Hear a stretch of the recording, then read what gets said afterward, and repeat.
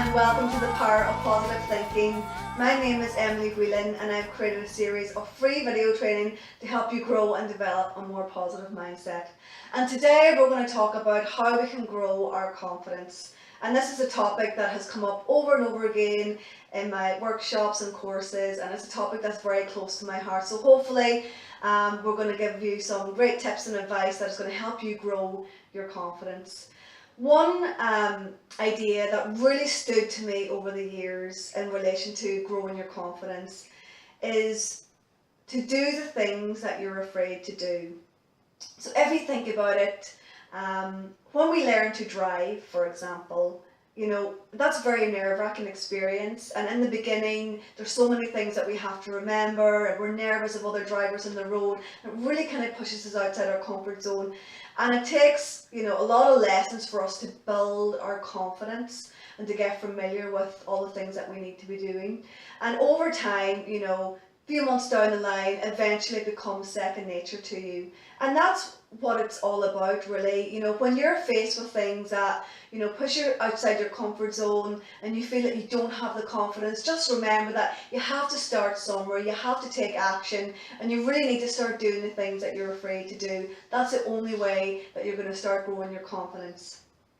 But there's three things that I want to focus on today, and these are ideas that I have developed, hopefully, so that you can dig a little bit deeper into maybe some of the issues that are stopping you from growing your confidence. And these are three factors that, number one is our beliefs, number two is our language, and number three is our comfort zone.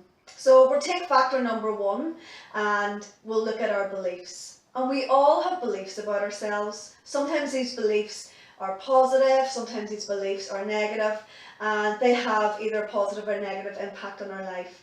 So for example, you may have a job interview that you really want to go for, or there may be a promotion within your own workplace that's coming up that you want to try out for, or maybe you want to change your career path altogether. But you start listening to that negative internal dialogue, and you start saying things like, well, I don't have the skills to go for that promotion, or I don't have the confidence to change my career, or I'm not smart enough to go for that job interview. And this negative internal dialogue is telling you that you're not good enough, which simply just isn't true for you anymore. So what we need to do is we need to look at how we're putting these obstacles and limitations in front of us that really don't exist, and they usually come in the form of excuses, and all the reasons why you're not going to try out for that position, and all the excuses why you're not going to do A, B or C. And that's really just our fears that are talking and holding us back. So these limitations, or what I like to call limiting beliefs, are stopping you from doing and achieving the things that you really want to do, and then we end up settling for less than we want and we actually deserve. So before we move on to factor number two, I just want to give you two simple steps to help you change your limiting beliefs. So step number one is to identify them. So what are our limiting beliefs? Our limiting beliefs are things that we've picked up along the way, maybe from early childhood or through our life's experiences. And these beliefs can stay with us for years and years, and have huge negative impact in our day-to-day lives. So for example, maybe you left school when you were young, maybe you were bullied by your peers, and you were told that you would never amount to nothing, or that you weren't smart enough, or maybe you never went on to a higher education and went on to further your degree and things like that there, and now you're left with this belief that you've carried with you for years and years and years, that you're not smart enough. Okay, so that's going to have a massive impact, on your life. So you find yourself using the same language when opportunities come your way that start to push you outside your comfort zone a little bit.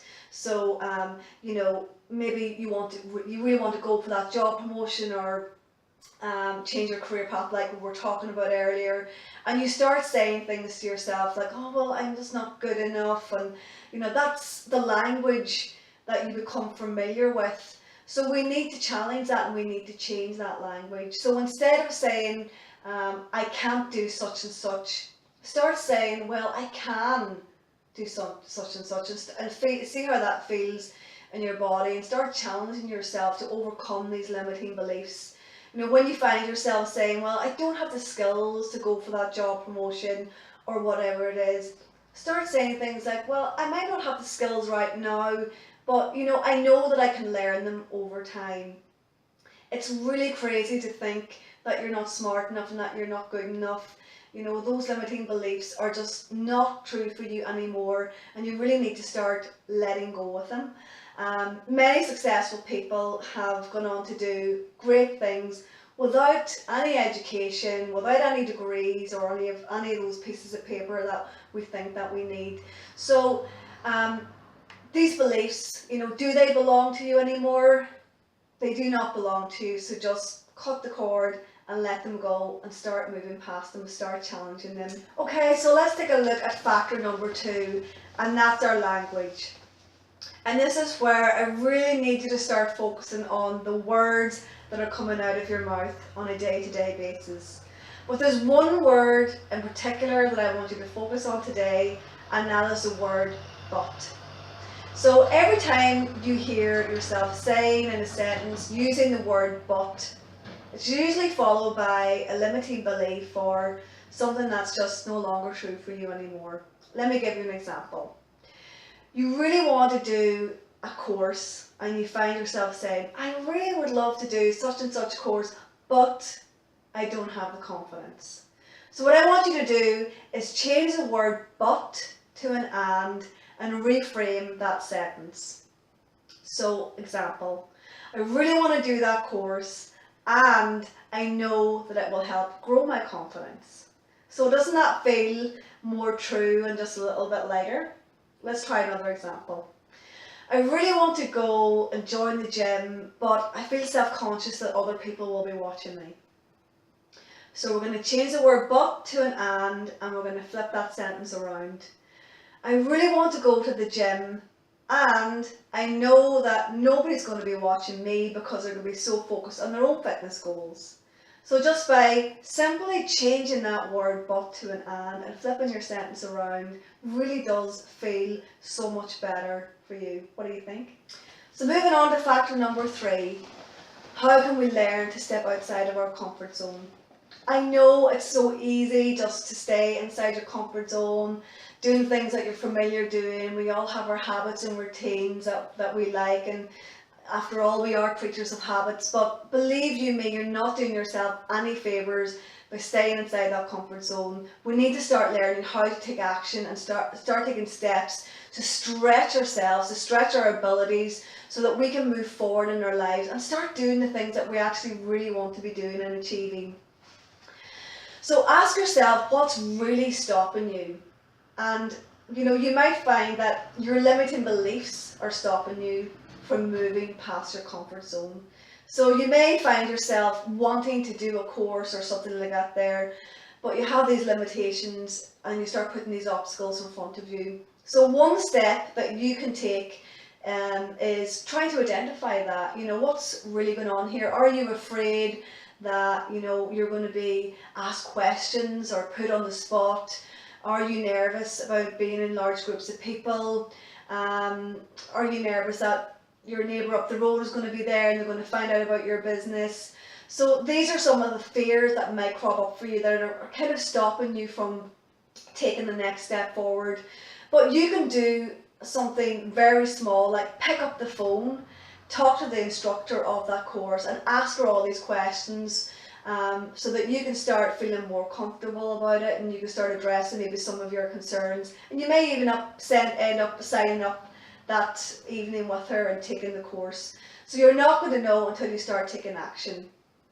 So if you think about, you know, maybe joining the gym, the other example that we were using, you know, maybe you need to go and make an appointment to see the gym instructor as well, because after all, I mean, you know, if you can come up with a plan of action, you know, if you can air your concerns and things that you're worried about in relation to going to the gym, you're not sure how to use equipment, it could be all sorts of things that are, you know, affecting your confidence. But by addressing them and taking those action steps forward, that's going to build your confidence, and you're going to feel more better prepared by stretching outside that comfort zone. So it's all about taking action and those very small baby steps forward each and every day, rather than allowing your limiting beliefs to control you.